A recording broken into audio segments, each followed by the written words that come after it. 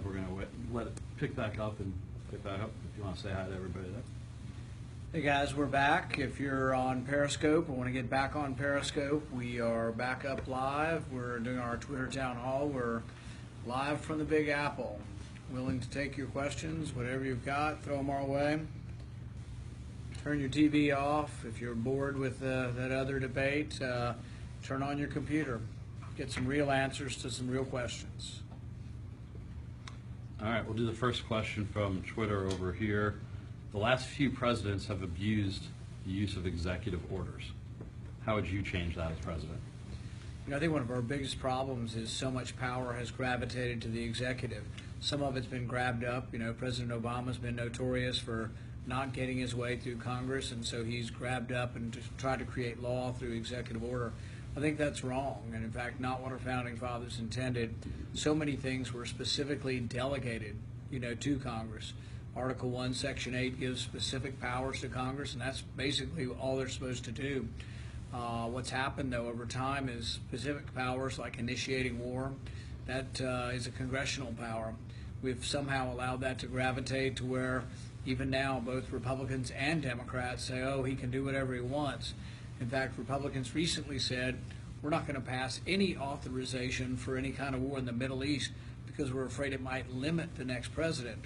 Well, precisely that's what you're supposed to do, is limit the president, limit their authority. We don't have a king. We don't have a president with unlimited powers. And so this is a big problem. If I were president, I'd be the first president in a generation who would actually say, you know what, we're going to send the power back to the states and back to the people. Here's a question from Periscope. What is your message to supporters of Bernie Sanders? You know, Bernie Sanders talks a lot about some of the abuses that big banks have had and abuses of this and that. He did vote with me on Audit the Fed. But our differences are much greater than our similarities. I believe very firmly that the system of capitalism created great wealth in our country and creates great wealth from top to bottom. It's why even those who live in poverty, which I don't discount, but even those who live in poverty in our country are much richer than most countries around the planet. So his belief in socialism, I think, is naive, because I think those who believe you can get something for free or something for nothing, they just aren't looking hard enough to see that somebody actually has to pay for it. Somebody will pay for your free college education. It's not really free. And even the people you're trying to help, those who are poor, if you simply print up and create new money to pay for the things that they want, you end up devaluing the dollar, their prices go up, and when they go to the grocery store, it's why sort of the problem of poverty never seems to go away with big government programs. The only thing that lifts people out of poverty are productivity increases and capitalism, but government never really helps. Another question from Periscope. Why did Senator Cruz skip Audit the Fed vote? I don't know. I was disappointed that he wasn't there for that. I mean, he's paid by the taxpayer. It's a big issue. It's a big issue to Liberty voters to say, you know what, we've been trying for 5 years to get Audit the Fed. This is simply an oversight bill. It's a transparency bill, and we could have used his help. We wish he would have taken the time to show up for the vote. Next question is from Twitter. It's actually more of a comment that you can maybe expand on. This live stream has more substance than any Republican debate in the last decade. Care to comment? Well, I couldn't agree more. And, you know, while we are annoyed that they excluded us from the debate, we feel like there is every justification in the polls that we should have been in the debate. The great thing about the internet, a great thing about doing a Twitter town hall, is you can't be banned from the internet. The internet is a free place for people to connect and collect, and you can express your opinions and your ideas out there. Anybody can, and it, to me, is a great equalizing force, that no longer do the networks control the debate, no longer does cable news control the debate. You know, the revolution's here, and it's not going to be televised. Question from Periscope. What will be your first official act when you're elected president? I would take day one to undo about 10,000 executive orders that have come from previous presidents that have added burdens to the economy, making it harder for us to keep and maintain American business and jobs. Tom from Periscope wants to know, can I have a job if you become president? It's illegal, Tom, all right? I can't do that. But if you work really hard for me, there will be a lot of places for liberty lovers in the free market, because we're going to make government so small you can barely see it, but that means there's going to be a plethora of jobs in the private economy. How would you replace our current failed healthcare system? You know, I've practiced medicine for 20 years. Most of my adult life was learning how to do eye surgery and then practicing eye surgery and ophthalmology.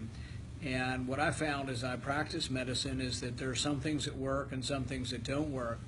The main complaint I got from patients was that their health insurance cost too much. And so there wasn't a good marketplace. There wasn't good competition.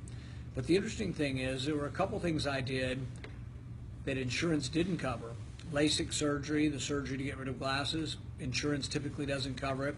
And contact lens, insurance doesn't cover either of these procedures or things that we dispense. And interestingly, the price went down every year for 15 years.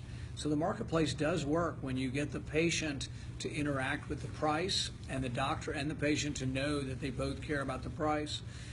The old system, unfortunately, neither party cared about the price, and prices went up dramatically. The other thing about health care to remember is even before Obamacare, about half of health care was given and distributed by the government. So the bottom line is we have to realize is that what economic system distributes the most amount of goods to the most amount of people for the least amount of price? And that's capitalism. So we should apply capitalism also to health care, because what it would do is what it does to every other industry. It produces the most amount of goods at the cheapest amount of price. Another question from Twitter. That one is kind of an open-ended one, but a good one. Is there any topic that's important to you that hasn't come up in previous debates? You know, I think one of the things that is important to me is just the general concept of how government is inversely proportional to liberty. And I'll often say that there are two arguments for why we should have small government.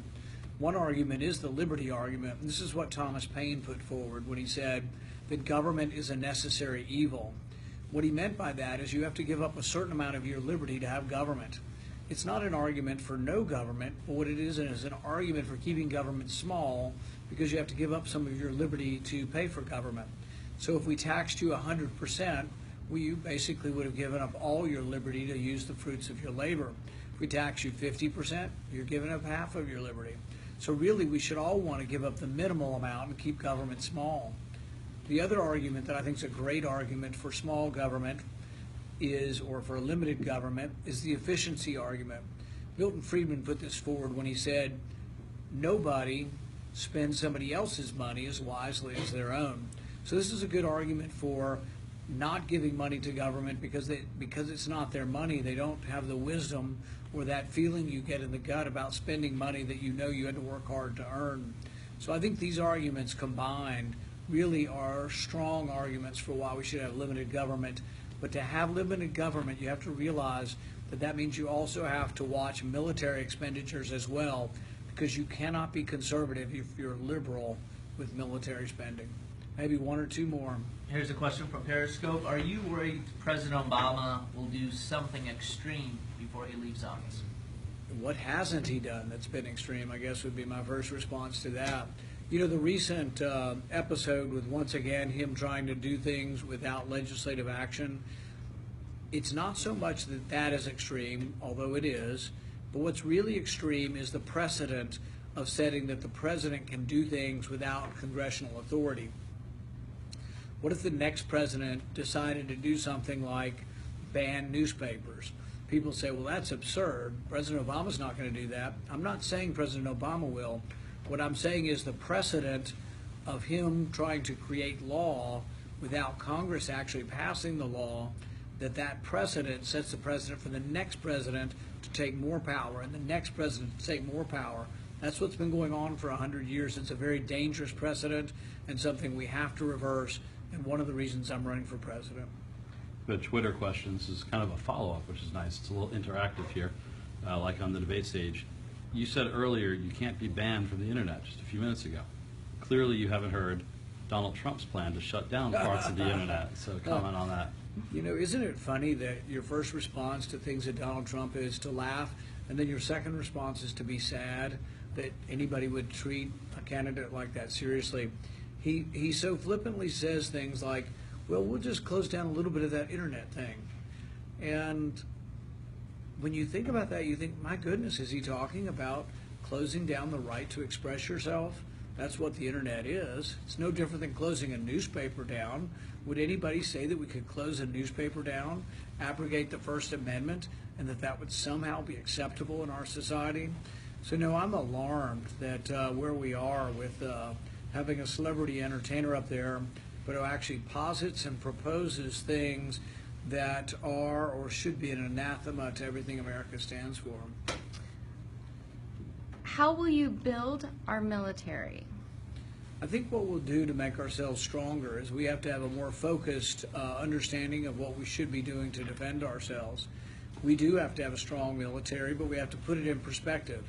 Right now we spend about $600 billion on the military. If you put that in perspective, it's about equal to the next 10 countries combined. So we spend as much in our military as Russia and China, plus 8 more countries combined.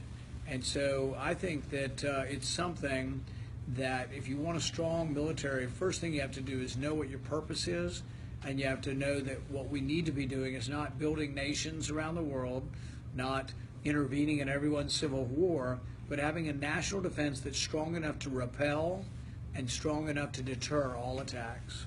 Read you a couple more. We just got the news from Twitter that Rand Rally is now trending on Twitter as one of the highest followed hashtags on the entire system right now. So we're going to keep going for just a little Well, that's bit. I know it's great. getting So late. 23,000 tweets. hashtag Rand Rally is trending on Twitter. It is. And And I we have think that maybe people ought to turn off their TV more.